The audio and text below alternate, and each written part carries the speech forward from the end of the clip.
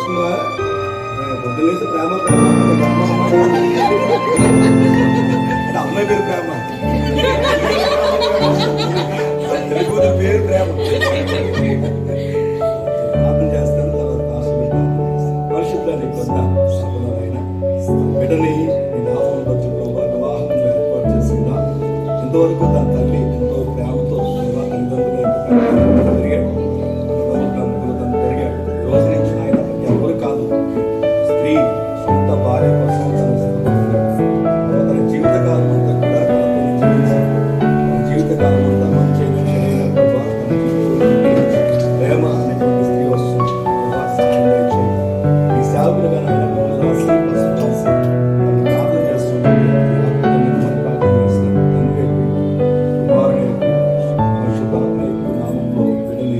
పెళ్లి కుమారుడిగా సిద్ధపరుస్తున్నాను.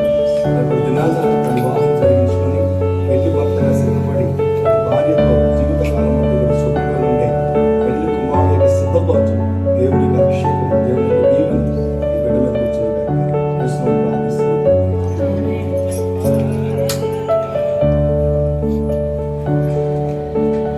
చప్పట్లు కొట్టినా మంచిగా పర్లేదు, పట్టచ్చు.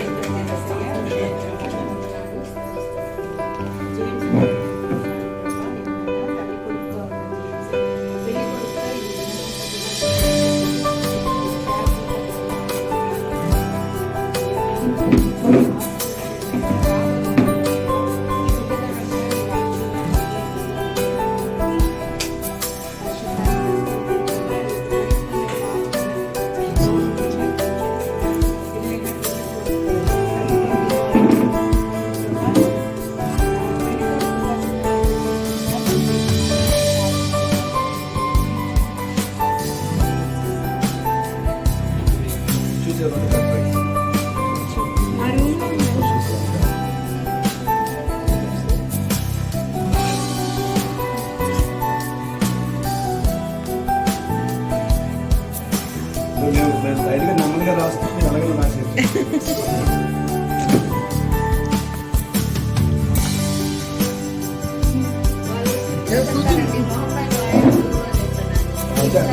అందుకని నేను క్లీన్ చేస్తాను, నేను వచ్చేది క్లీన్ చేస్తాను.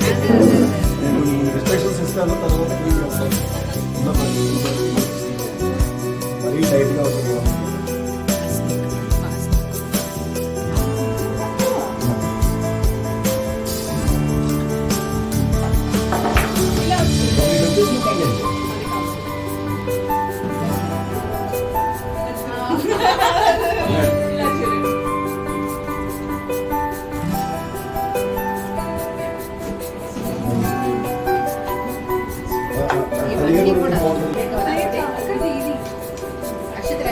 జేమ్స్ అయితే డీకే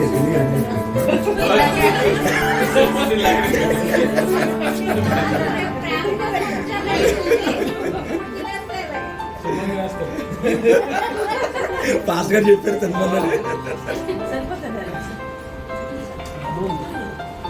జాగ్రత్త.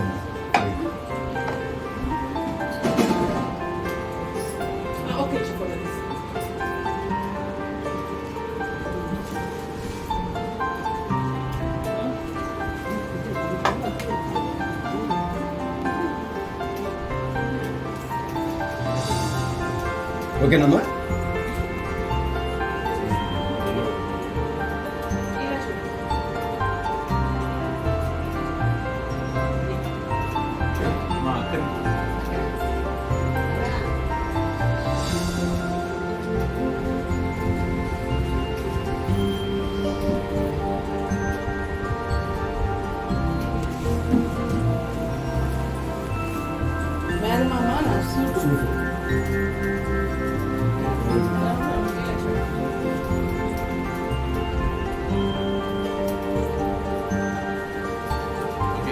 Very good.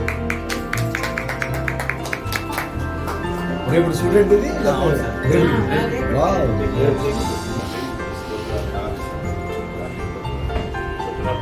అనేక దినాలండి.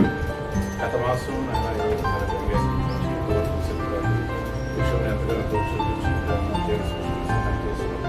ఈరోజు పెళ్లి కుమారుడుగా సిద్ధపరచుకున్నాను.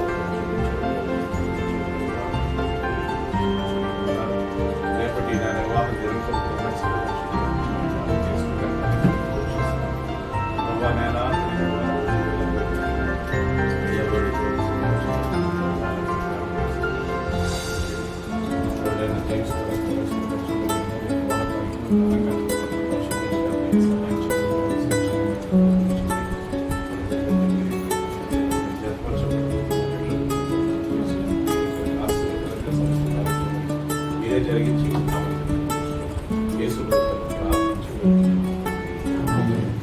పాస్టర్ మీద జయగారు పాస్టర్ మీద.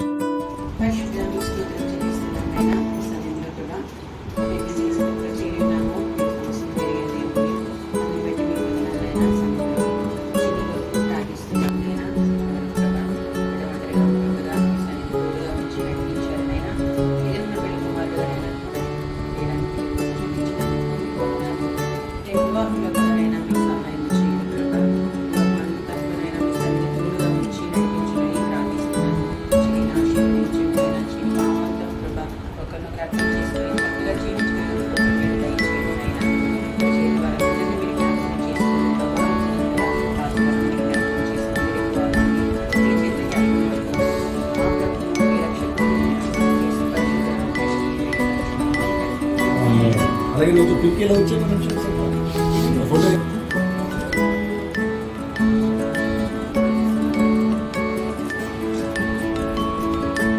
ప్రతి భూజంతువును ప్రతి ఆకాశ పక్షిని నేలను నిర్మించి ఆదాము వారికి ఏ పేరు పెట్టనో చూచుటకు అతని వద్దకు వాటిని రప్పించాను.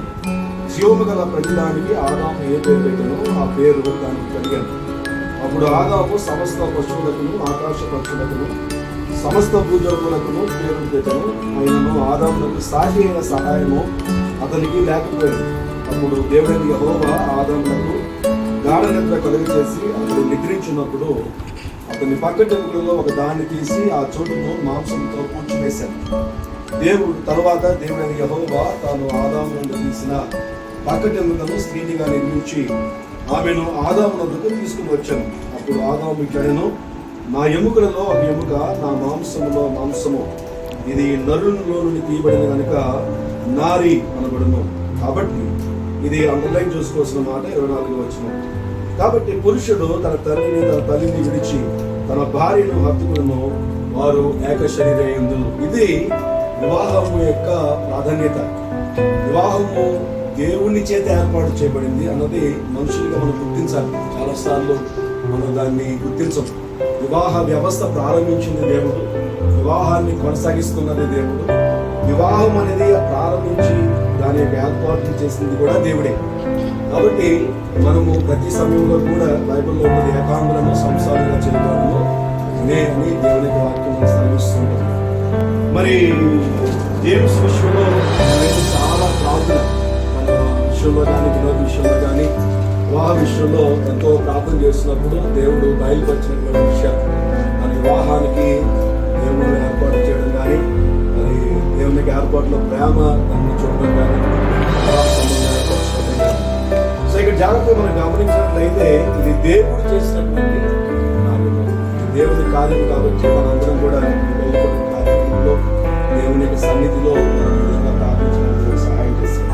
సో కాబట్టి వివాహము దేవుడు ఏర్పాటు చేశాడు. వివాహం వరకే తల్లి, తండ్రి, అన్న, అక్క, తమ్ముడు, చెల్లి. వివాహం అయిన తర్వాత ఏమన్నాడంటే విడిచిపెట్టడం అంటే కంప్లీట్ గా ఏదైనా దేశం ఎక్కువ చెప్పడం కాదు. చక్కగా కంఫర్ట్ గా ఏంటంటే దాని అర్థం ఏంటంటే తల్లికి ఇంతవరకు తల్లి జాబు నీవు నువ్వు వ్యాపారం చూసుకోవాల్సిన బాధ్యత నువ్వే చూసుకోవాలి. దాని యొక్క కష్టాన్ని, నష్టాన్ని, సమయం కూడా నువ్వే చూసుకోవాలి. ఎవరిని మోస్తుంది ఇక్కడికి, ఎవరిని మోస్తుంది వస్తున్నారా? వివాహ విషయంలో చాలా జాగ్రత్త తీసుకోవాలి. కుటుంబ విషయాల్లో వివాహం అయిన తర్వాత కుటుంబ వ్యవస్థని దేవుడు ఏర్పాటు చేశాడు. కాబట్టి దేవుని నియమంలో మనం నిలబడితేనే దేవుడు ఆ జీవితాన్ని కడతాడు.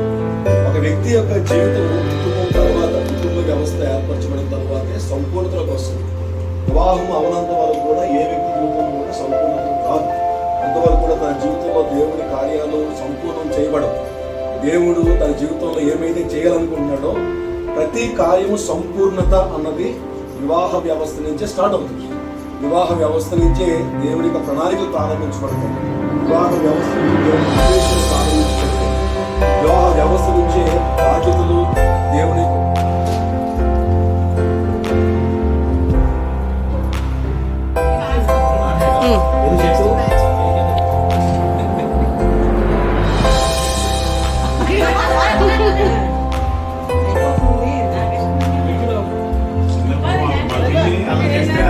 కార్ తీసుకుని నీ పెళ్లి చేద్దాం.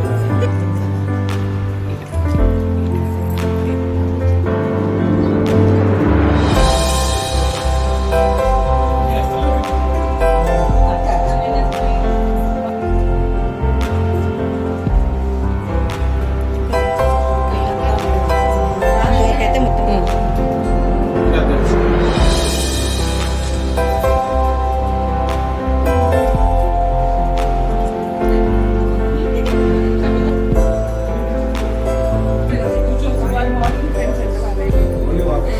సాగర్నగర్ వాకర్స్ అసోసియేషన్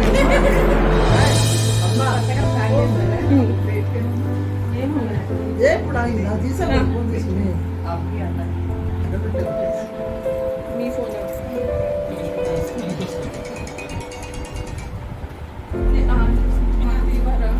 తీసాక వాక్యముతో ప్రభా చక్కటి ఆనందకరమైనటువంటి సన్నివేశాన్ని సమయాన్ని మాకు ఇచ్చారు.